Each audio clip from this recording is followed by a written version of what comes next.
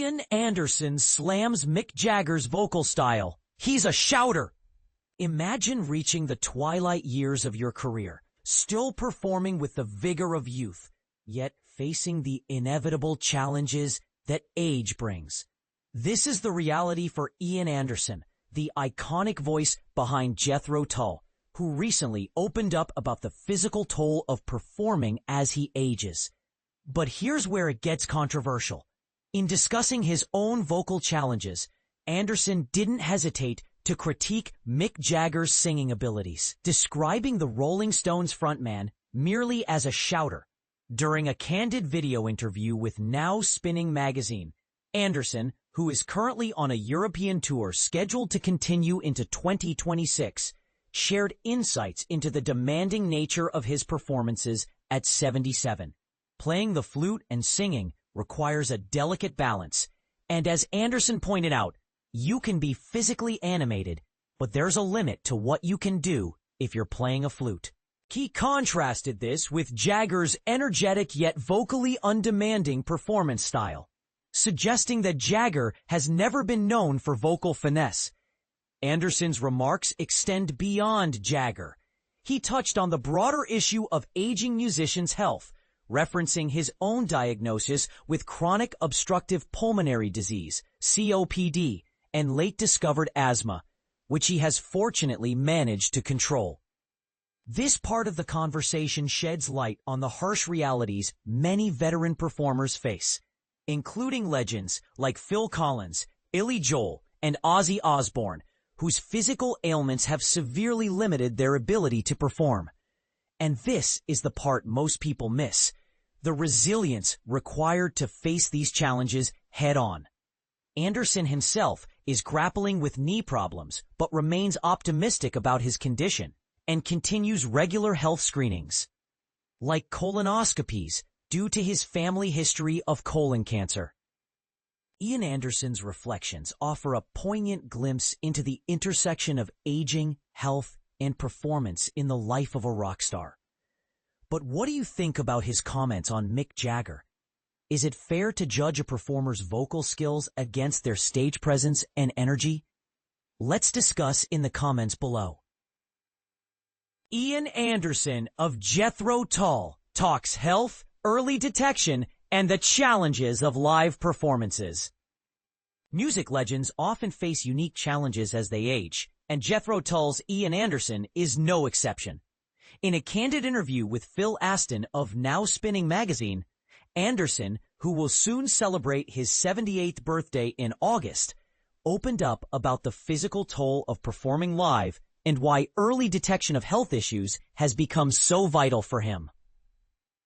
This isn't just another story about aging rock stars. It's a reminder that even those at the top of their game must confront their limitations. But here's where it gets controversial. How far should artists push themselves when their bodies start to rebel? And what lessons can we all learn from Anderson's journey? Anderson describes how physically demanding his performances are, especially given the intricacies of playing the flute while singing during concerts. It depends on what you do, he explains. If you're Mick Jagger of the Rolling Stones, running around stage shouting out lyrics, that's one thing. But playing the flute requires precision. He humorously contrasts himself with Jagger, pointing out that while Jagger's energetic antics might not demand perfect vocal technique, Anderson's dual role as both flautist and vocalist leaves little room for rest. There's no downtime between playing and singing, he says. It's like 2 hours of aerobics. Despite these demands, Anderson acknowledges that staying active on stage has its benefits. For instance, he credits his rigorous routine for helping him manage asthma, which he only discovered later in life. However, other health concerns loom large. A particularly pressing issue is his right knee, worn down from years of performing. The pain is constant now, he admits, while there's hope for a long-lasting injectable treatment. Surgery remains a possibility, and that would require significant recovery time. With a packed schedule ahead, finding space for such an operation won't be easy. But this is the part most people miss. Anderson feels fortunate compared to peers like Ozzy Osbourne, Phil Collins, or Billy Joel, whose careers were cut short due to health struggles. Though he recognizes that time may eventually catch up with him too, he remains determined to continue performing. "I'm 78 soon, and yes, there are challenges," he reflects. "Right now, it's mainly my knee, but I've dealt with wrist issues, back problems, and more over the years." His resilience serves as inspiration, but it also raises questions. Should musicians prioritize longevity over pushing boundaries? Or does the passion for performance outweigh the risks? Beyond discussing his personal experiences, Anderson emphasizes the critical importance of early detection in preventing serious illnesses. Drawing on family history, he shares how colon cancer runs in his lineage. "My brother died of colon cancer, and others in my extended family have been affected," he notes. To mitigate risk, he undergoes regular screenings, including colonoscopies every few years. He encourages his children to do the same, highlighting how polyps, though potentially slow-growing, can develop into something serious if left unchecked. He also touches on prostate exams, acknowledging the discomfort many feel about them. "Doctors seem reluctant to perform manual checks these days," he observes. Instead, he opts for PSA tests, though he admits they aren't foolproof. By taking multiple readings months apart, he ensures accuracy. Similarly, aware of the dangers of deep vein thrombosis, DVT, he advises vigilance. DVT can strike anyone, regardless of age, even young athletes recovering from injuries. Pilots, too, are susceptible after long hours seated in cramped conditions. For Anderson, preventative care is non-negotiable. Every year, he schedules blood tests, monitors his blood pressure, and tracks his pulse rate throughout the day.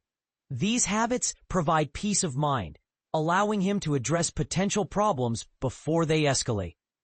"I'd rather deal with a needle prick than ignore a warning sign," he quips.